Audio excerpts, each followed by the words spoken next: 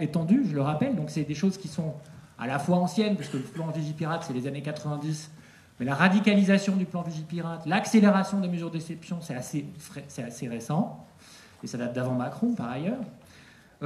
Et puis, donc ont été mises en place tout un tas d'institutions ou de dispositifs qui posent la question de la place du militaire et des valeurs militaires dans notre République. La réserve citoyenne de défense et de sécurité, renforcée après 2015. La garde nationale, créée en 2016. C'est pas rien, hein, c'est pas la garde nationale de la Révolution ou des révolutions du 19e siècle. Hein. C'est 85 000 personnes en 2018 peut-être, hein, la garde nationale. C'est pas rien. Il y a des gens qui sont séduits par cette tentation du militaire. Voilà. Et alors, c'est ce que je voulais vous dire dans une deuxième partie, c'est que les institutions scolaires et universitaires sont absolument pas imperméables à cette tentation-là, comme elles sont imperméables à rien. C'est leur richesse, c'est leur intérêt que d'être des miroirs de la société et des laboratoires du social et du politique. Et elles sont absolument pas perméables à ça, et c'est très préoccupant. C'est-à-dire que progressivement, sans débat, hein, sans vrai débat politique et démocratique, à l'école et à l'université, des valeurs qu'on pourrait considérer comme peut-être dangereuses, enfin assurément dangereuses, sont en train de s'implanter. À l'école,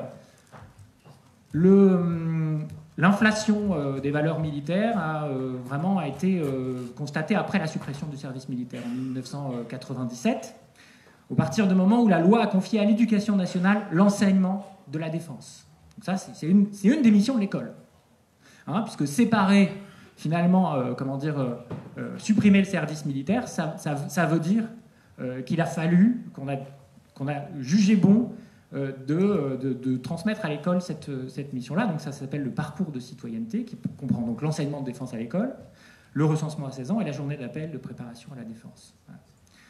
Voilà. Et donc il y a une forme de militarisation du service public de l'éducation.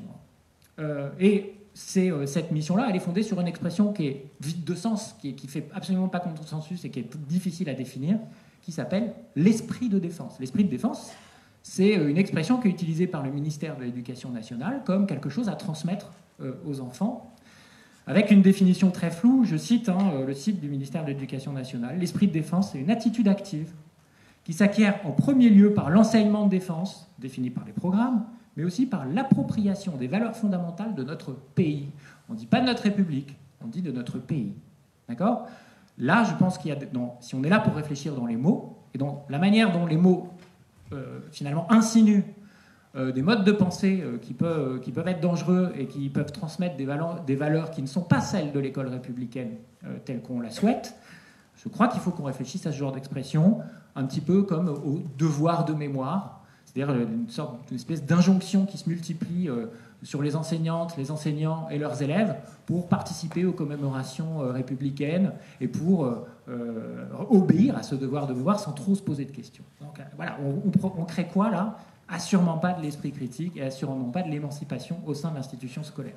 Dans les programmes de MC, il y a une confusion permanente entre les enjeux de défense, de sécurité, c'est absolument pas la même chose, de citoyenneté et d'engagement qui sont en permanence reliés à la Révolution française, à la tradition des révolutions de 1830 et 48, quand protéger la communauté civique, c'était parfois prendre les armes pour la protéger des ennemis de la communauté civique. Mais là, il s'agit de quels ennemis ? C'est vraiment des valeurs qui sont presque à front renversé en réalité. Bon voilà, donc il y a des stages de formation des enseignants qui, dans le cadre du plan académique de formation, qui comprennent des stages auprès de l'armée. J'ai vu des photos circuler cet été avec des collègues en treillis. Voilà, non mais il faut en fait en prendre conscience. Je suis aussi là pour témoigner de ça, parce que ça me concerne, ça m'intéresse et ça me préoccupe. Il y a dans la formation des futurs enseignants, le master MEF d'histoire-géographie, par exemple, de l'ESP de l'Académie de Versailles. Il y a des formations à ça.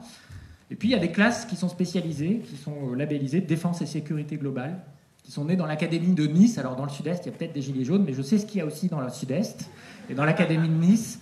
Et il y a une culture politique qui, parfois, qui porte ce genre de valeurs. En tout cas, voilà, ce genre d'immixtion du militaire, des valeurs militaires dans l'institution scolaire, je pense qu'il faut qu'on s'y intéresse, il faut qu'on s'en saisisse, parce qu'elle pose question.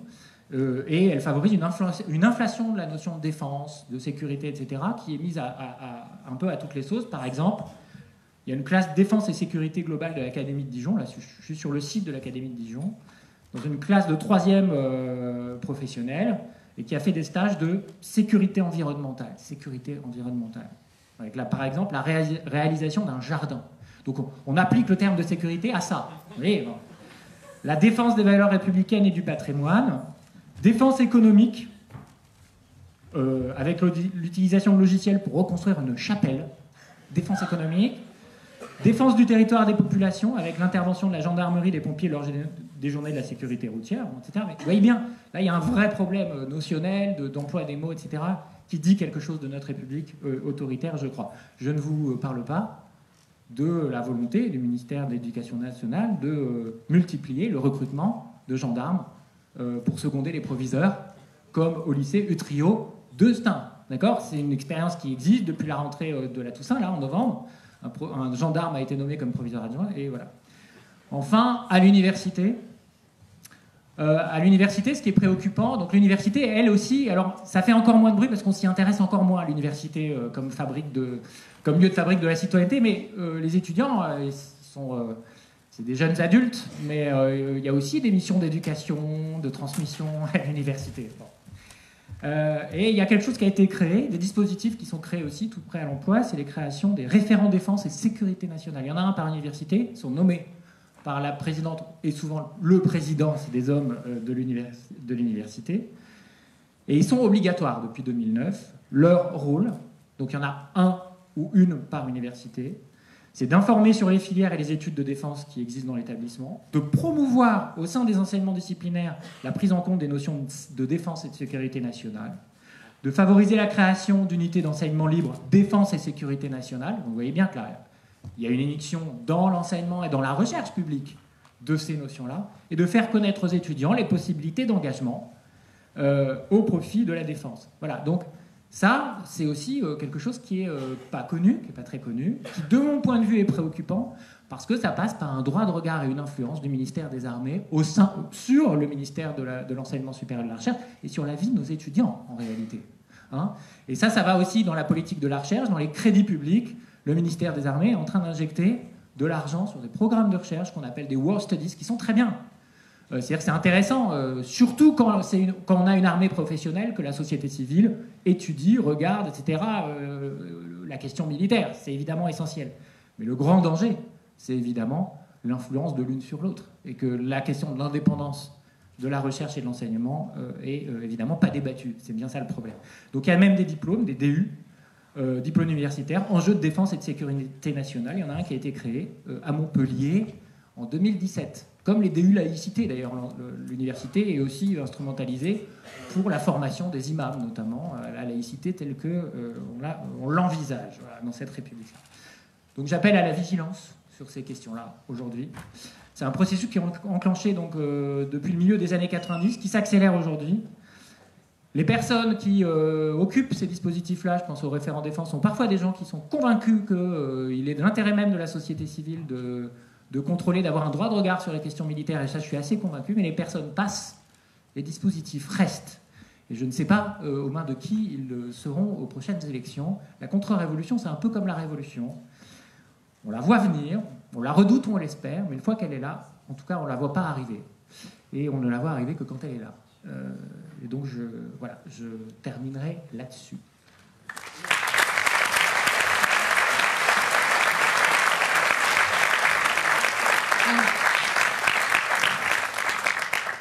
Il va falloir que je vous explique un peu parce que la situation a encore évolué dehors. Donc c'est vraiment tendu. Donc en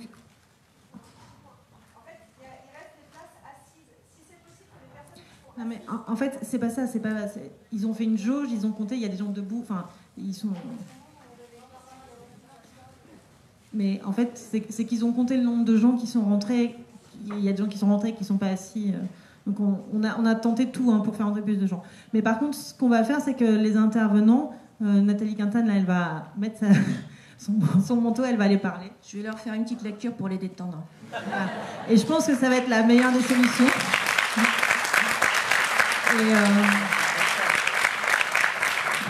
Et donc, plutôt que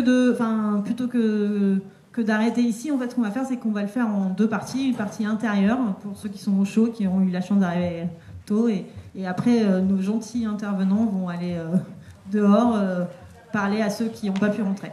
Voilà, merci beaucoup.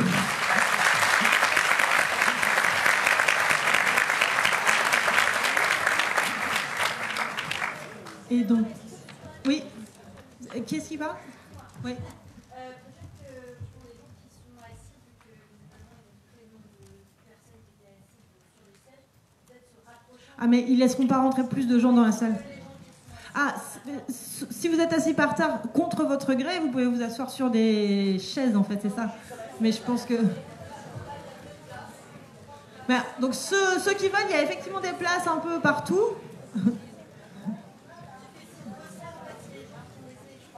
Oui, oui. Non, non, il faut pas m'abandonner là. Merci. Donc, c'est de plus en plus vide. Merci beaucoup, Marouane.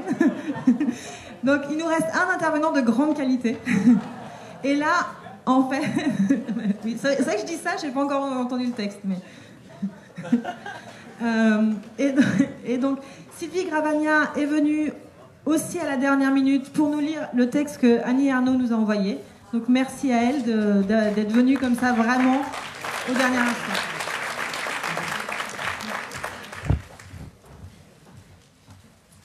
Ok. C'est une carte postale de Annie Ernaux. Tout le monde m'entend? Enfin, tout le monde entend Annie Ernaux à travers ma voix.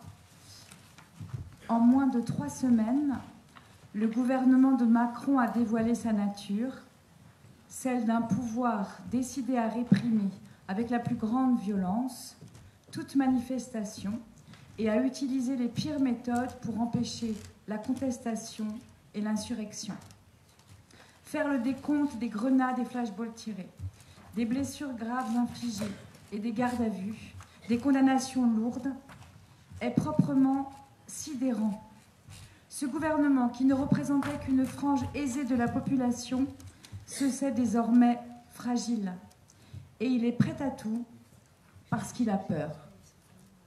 Que Macron ait pris conseil auprès de Sarkozy est révélateur.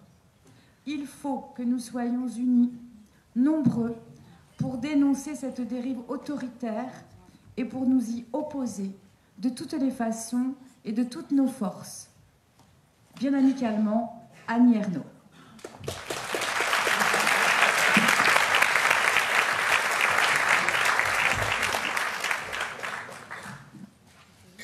Donc, normalement, là sur ma petite liste, je regarde, maintenant c'est Frédéric Lordon qui est, qui est dehors. Donc, non, mais donc il fait son intervention du coup dehors en premier, vous l'aurez ensuite. Et là, je vais donner la parole à Mathilde Larère. Merci beaucoup.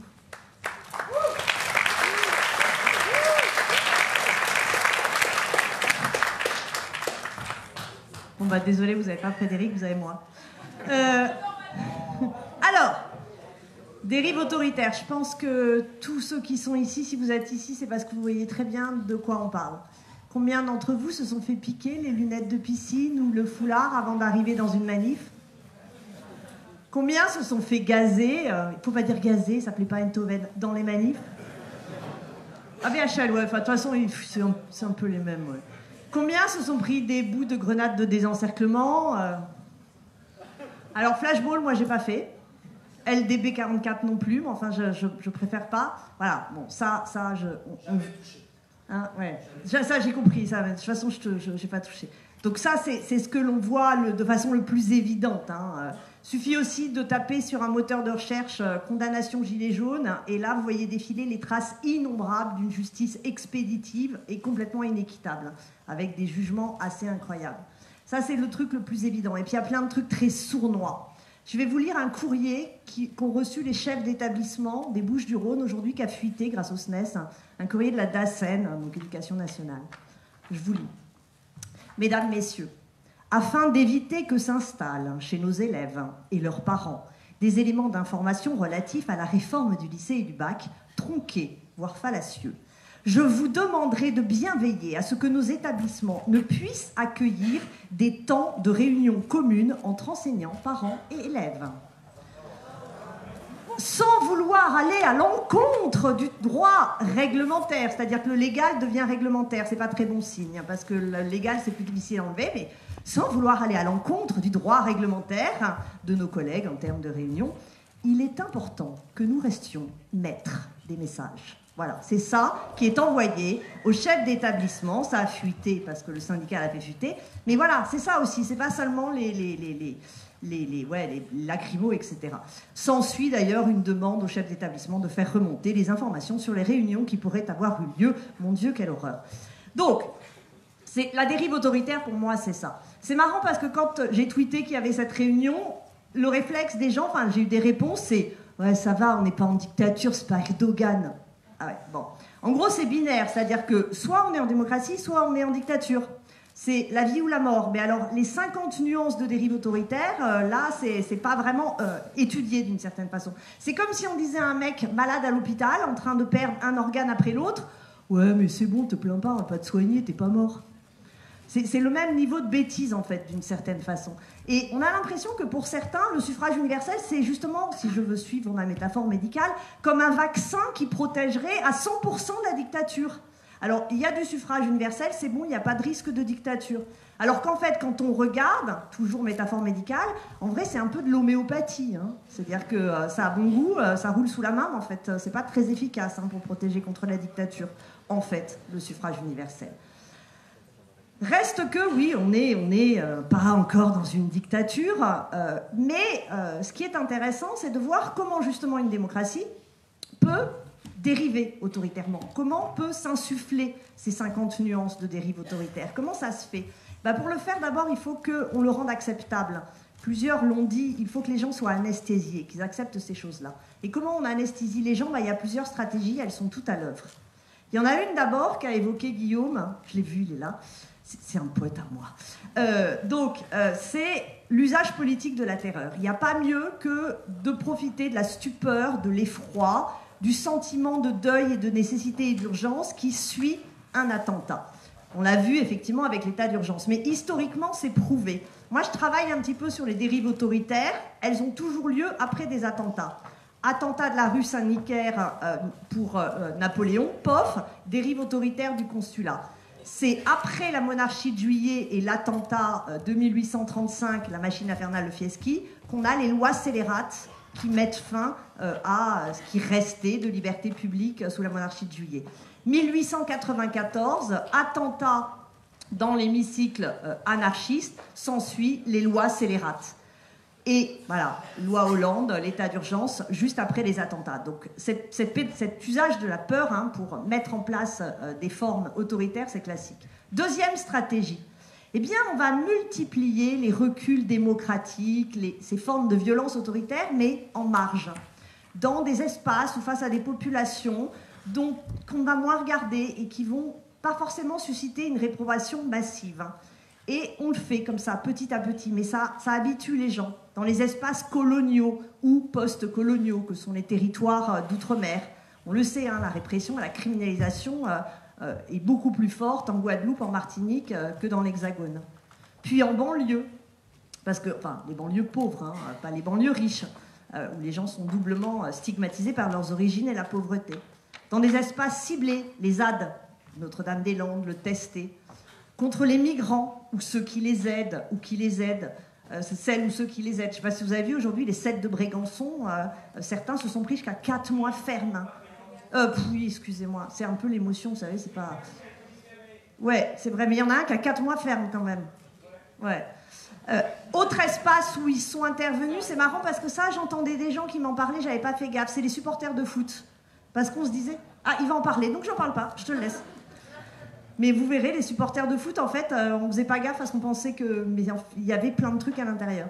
Donc voilà, des petites régressions ciblées, mais qui fait que les réactions sont ciblées, mais elles ne prennent pas. Troisième stratégie, il faut délégitimer ce qu'on réprime. Parce que comme on doit justifier qu'on sort du cadre démocratique, pour justifier qu'on sorte du cadre démocratique pour les réprimer, en fait, il faut leur dénier le caractère d'interlocuteur légitime.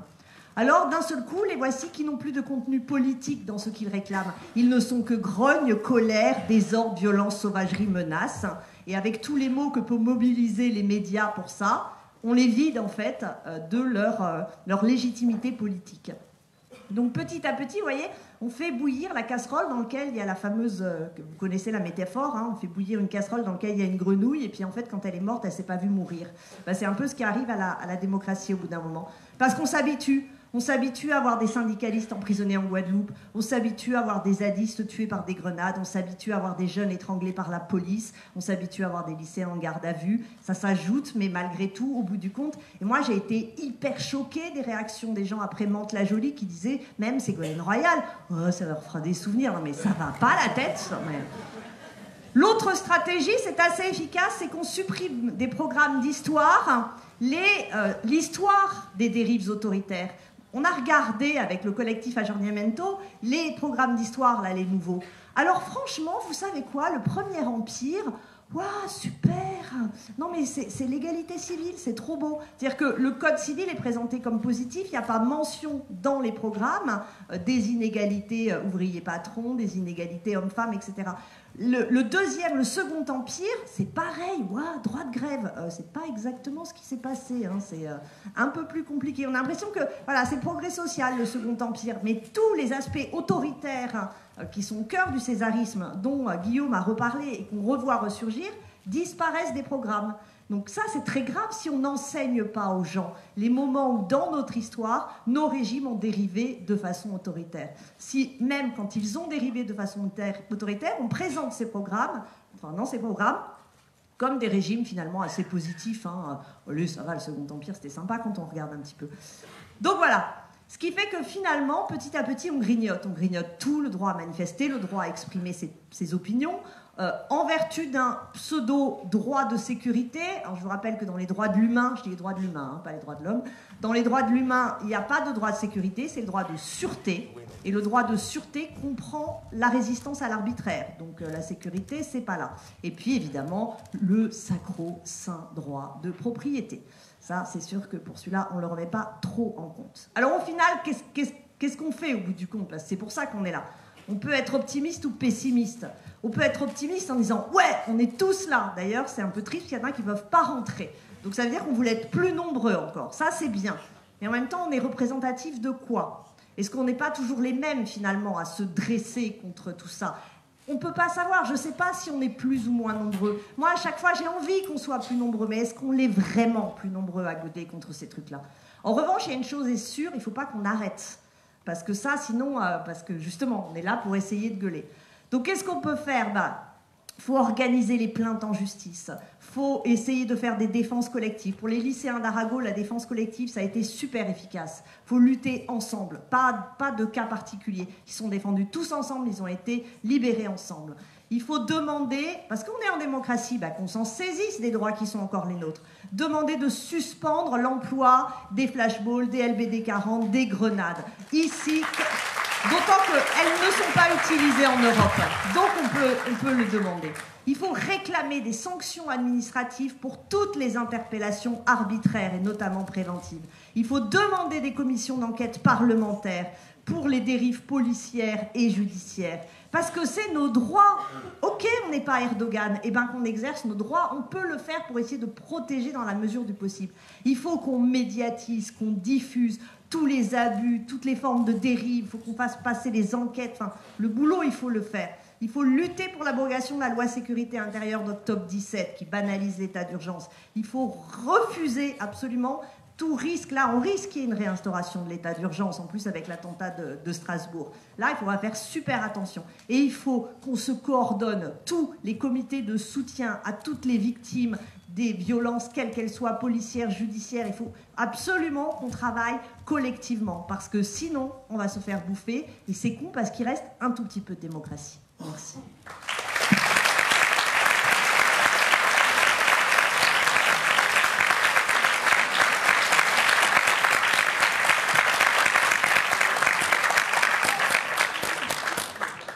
Bonsoir.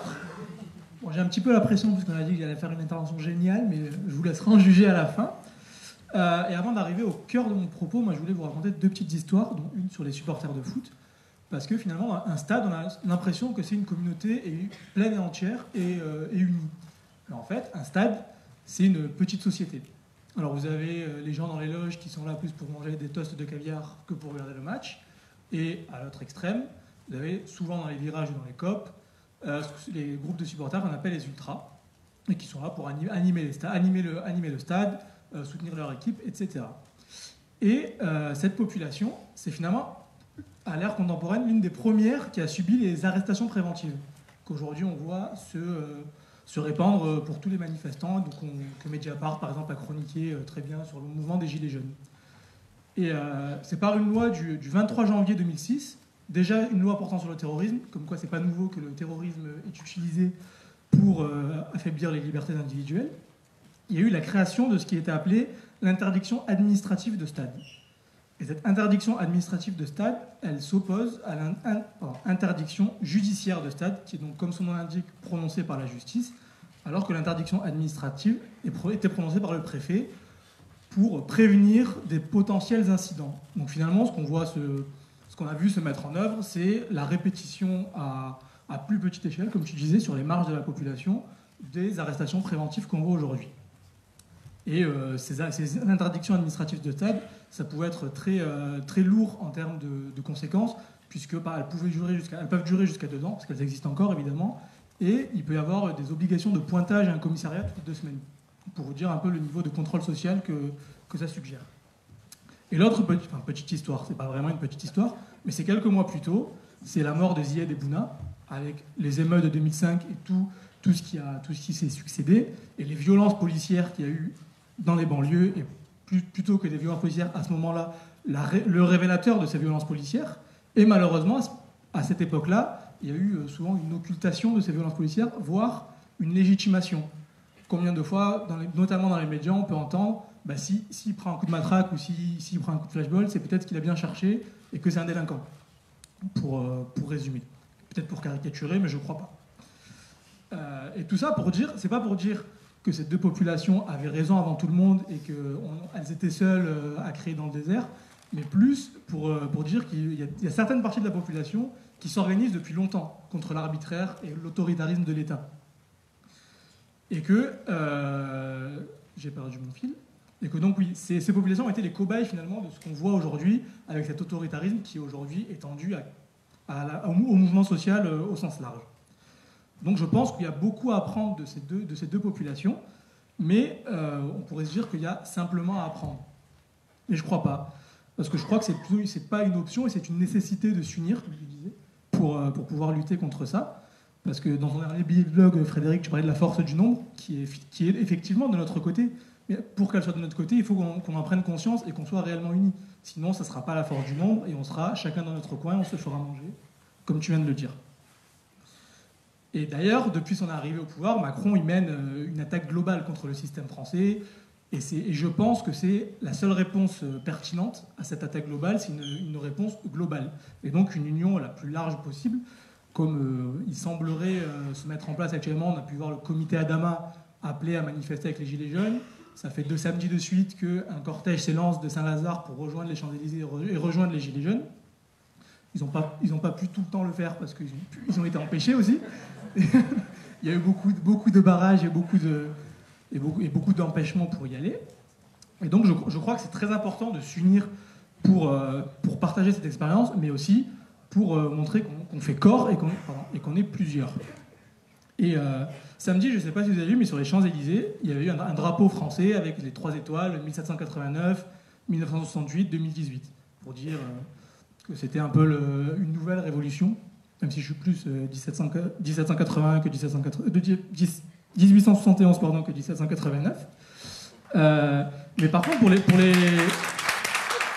par rapport aux violences policières, je pense qu'on pourrait, à l'ère contemporaine, on pourrait faire aussi ces 3 étoiles. Donc il y a 2005 dont j'ai parlé, où les violences policières à grande échelle contre les banlieues et contre les classes très populaires et racisées ont explosé un peu au grand jour. On a eu en 2016, au moment de la contestation de la loi El Khomri, des violences policières qui se sont attaquées au mouvement social, aux lycéens, puisque les premières images chocs de lycéens frappés par des CRS étaient en 2016. Et là, aujourd'hui, en 2018, Sur les Champs-Élysées, par exemple, samedi dernier, on a vu que les grenades lacrymogènes ont plu, littéralement, sans que rien n'avait été fait, et que les tirs de flashball avaient été dans un nombre très important. Donc aujourd'hui, c'est finalement aux gilets jaunes que ça s'attaque, c'est cette violence policière à grande échelle, et à cette France finalement un peu périurbaine, rurale, qui pouvait être opposée à cette France des banlieues racisées. Et je crois que cette montée de l'autoritarisme, c'est le symbole d'un pouvoir qui se sent à la fois rejeté et illégitime. Parce que le seul levier qui lui reste aujourd'hui, c'est la coercition et c'est la peur.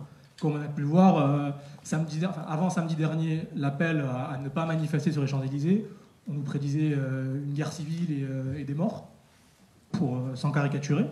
Et de la même manière, pour le samedi à venir, il y a de nouveaux appels à ne pas manifester en raison du drame et de l'attentat qu'il y a eu à Strasbourg, mais c'est toujours la même logique. C'est essayer de faire peur pour que le mouvement social s'arrête.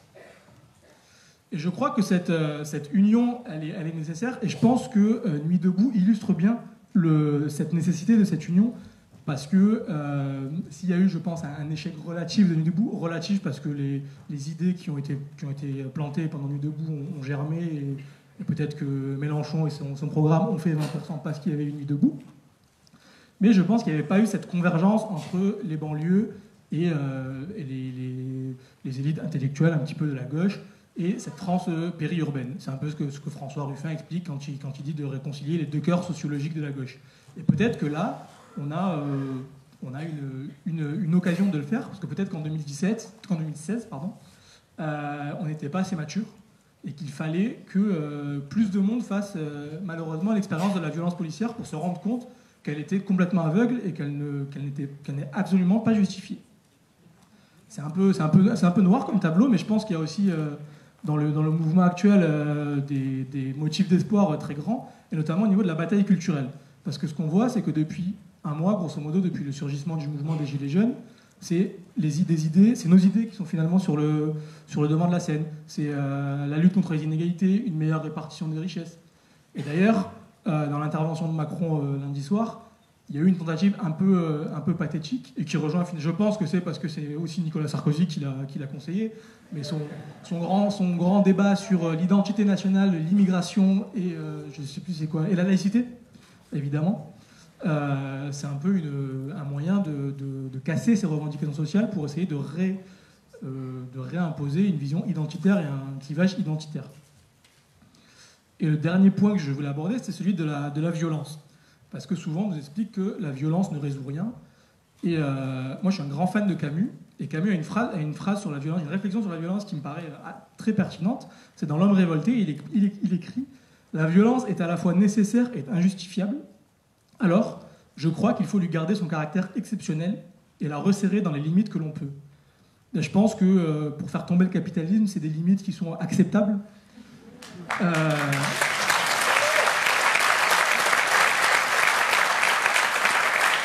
D'ailleurs, les mêmes personnes qui nous expliquent que la violence ne résout rien, on a bien vu que, parce qu'il y avait, je caricature un petit peu, mais parce qu'il y avait eu 3 Porsche brûlés et 2 vitrines cassées, Macron a fait mine de reculer. Dans les faits, il n'a pas reculé, mais apparemment, si on lit ce qu'écrit Canard enchaîné, par exemple, ils ont vraiment eu peur. Et la présence de gaz incapacitant dans les blindés sur les Champs-Élysées et à Marseille aussi, parce qu'il y avait des blindés à Marseille. Ça n'a pas été très relayé, mais aussi des blindés sur la Canebière. Moi, je suis originaire de Marseille et c'est assez fort comme image d'avoir des blindés sur la Canebière. Mais donc, moi, je pense que le clou est planté à l'heure actuelle et qu'il nous revient de l'enfoncer finalement. Et dans cette nuit qui pourrait sembler très noire entre de Bolsonaro à Trump, en passant par Erdogan ou Salvini ou Orban, je pense qu'il est grand temps de faire nôtre le cibot vert d'Apollinaire et de rallumer les étoiles. Voilà.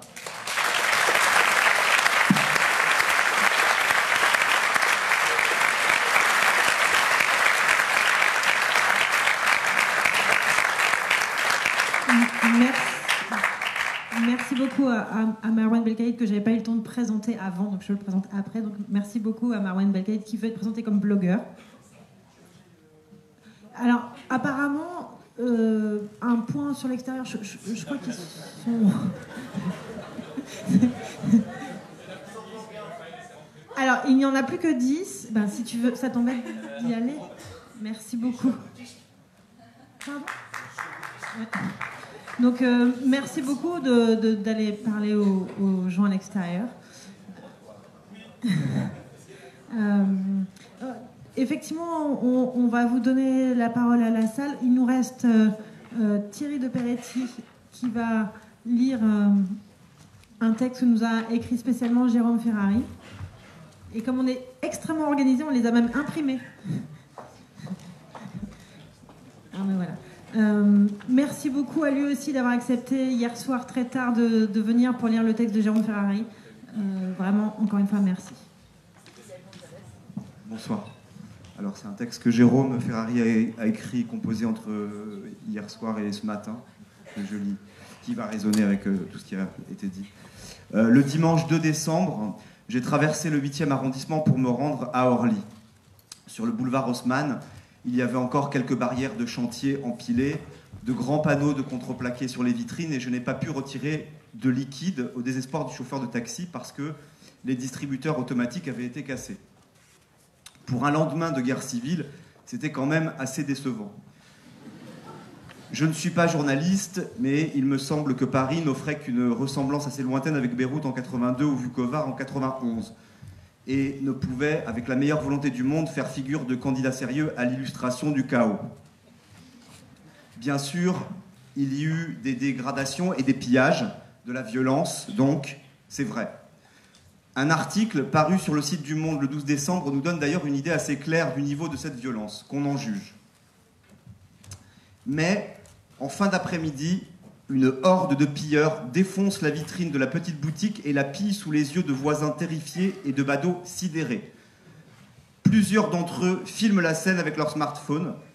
Une voisine s'interpose en se faisant passer pour la gérante. « Dégagez, dégagez, je suis la propriétaire de la boutique !» hurle-t-elle tout en filmant les pilleurs avec son téléphone. Les derniers pilleurs décampent.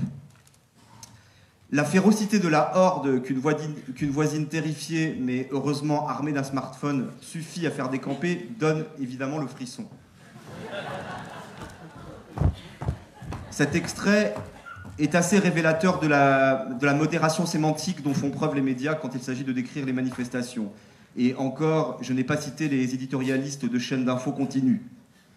Pour avoir une idée de leur virtuosité à manier l'hyperbole répugnante, il suffit de consulter le blog de Samuel Gontier, qui s'inflige quotidiennement le spectacle des Barbier, Gisbert et El Krief, avec une abnégation confinant à la sainteté.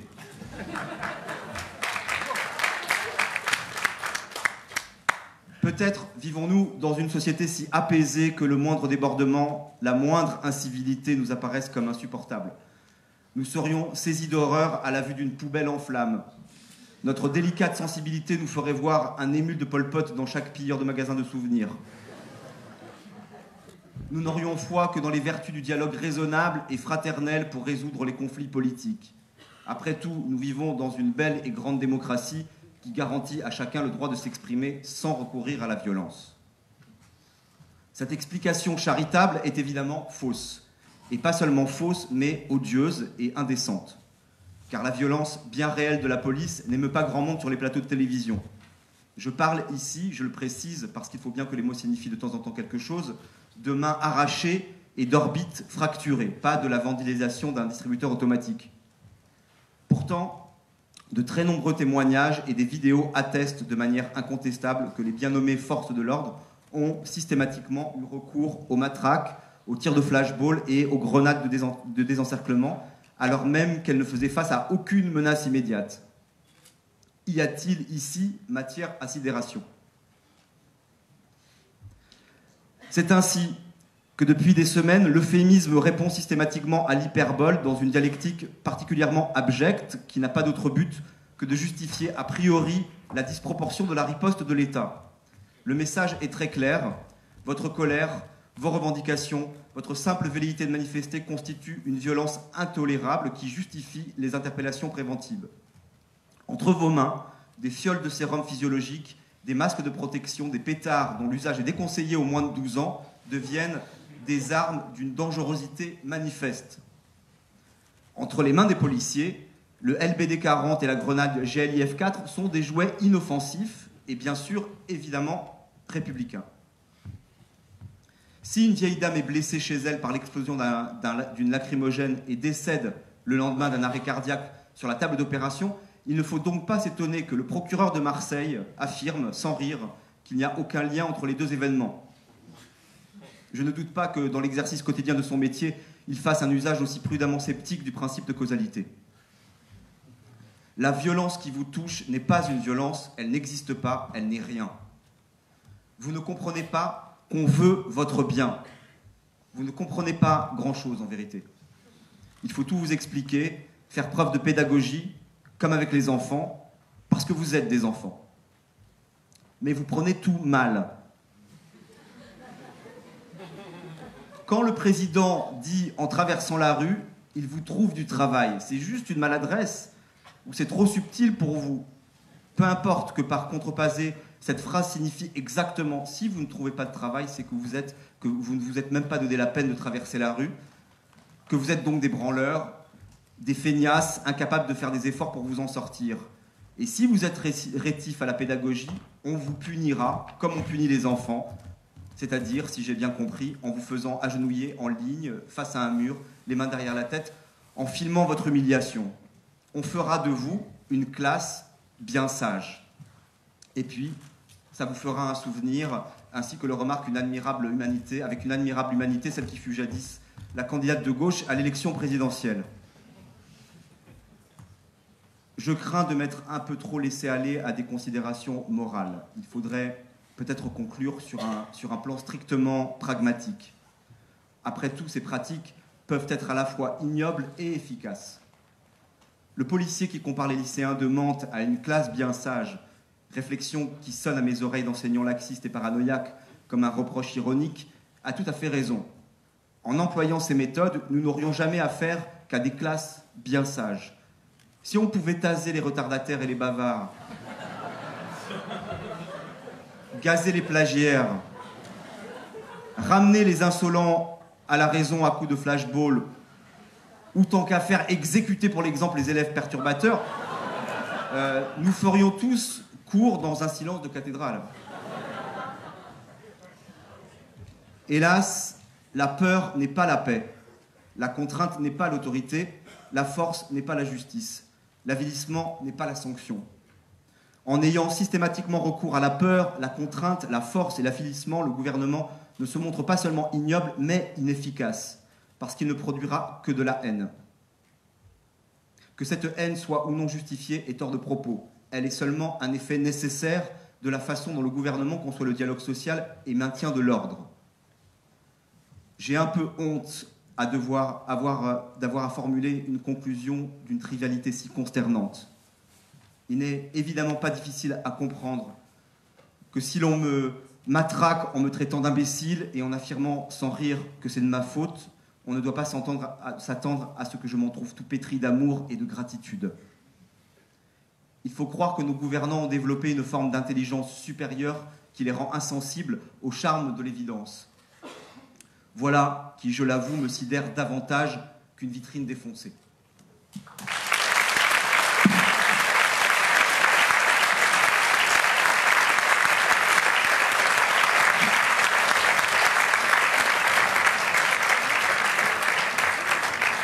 Tu peux rester là. Hein. En fait, le nouveau point dehors, en fait, ils sont plus que 5-6, donc je pense que ça va. On les a presque, ils sont presque tous rentrés, ou je pense qu'il y en a qui ont abandonné aussi. On doit rendre la salle là, je ne sais pas. Voilà. Ouais, on a encore 1h15, je pense. Je dois juste dire que Lydie Salvert aurait bien aimé être là et qu'elle ne pouvait vraiment pas, mais qu'elle nous envoie tout son soutien. Donc je vous fais juste part de ce message de Lydie Salvert. Et donc nous avons à côté de nous Éric Vuillard qui est là et qui nous a écrit aussi très gentiment cet après-midi un message alors qu'il ne pouvait pas être là avec nous.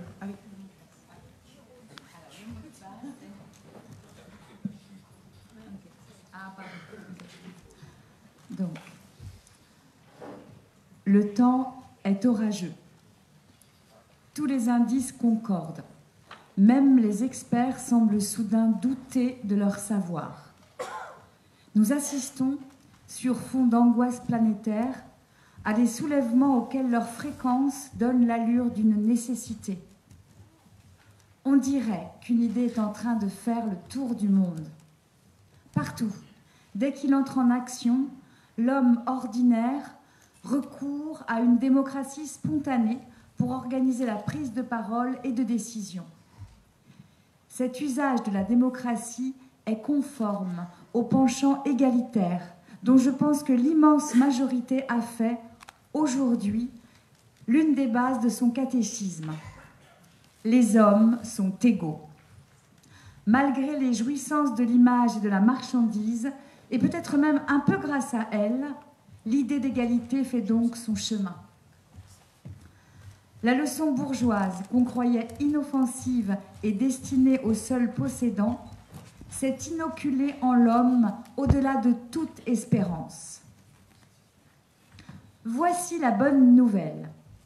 Désormais, dans un environnement politique décomposé, je crois qu'on peut faire fond sur cette idée. Chaque homme sait à présent qu'il en vaut n'importe quel autre.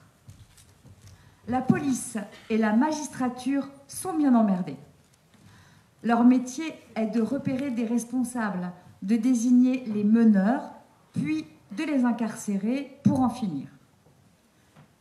Elles sont à présent aussi démunies que l'armée française face aux communistes immergés dans le peuple jaune. Comme l'armée, la police y voit une technique de combat, une stratégie. Elle les trouvera, les chefs qu'on dissimule. Et s'il n'y en a pas, ou qu'elle ne parvient pas à les trouver, elle en inventera. Ça fera bien l'affaire. Mais non, les chefs manquent. Le désir a structure de manque à ce qu'on dit. Il faut croire que le désir politique a changé. Cherchant les chefs, les agités, les meneurs, les casseurs, la police réprime. Elle arrête parfois beaucoup de monde, coups de filet, arrestations préventives. Le droit fait le reste. Bientôt, un pot de chambre deviendra une arme par destination. C'est qu'ils n'ont pas tout à fait saisi que la figure héroïque s'était dissoute dans la masse. C'est ce que nous sommes, ce soir, venus leur dire. Salut à tous, Éric Vuillard.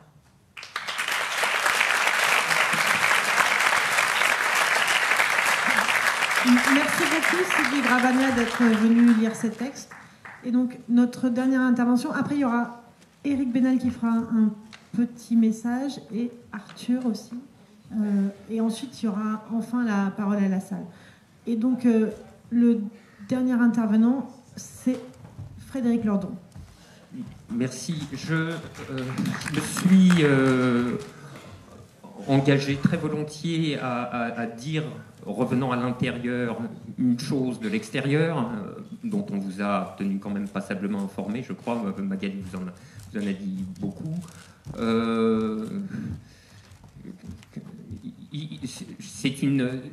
La déception qui s'est exprimée avec quelque véhémence est une déception que finalement nous pouvions partager les uns et les autres. Voilà. Donc il fallait s'en expliquer.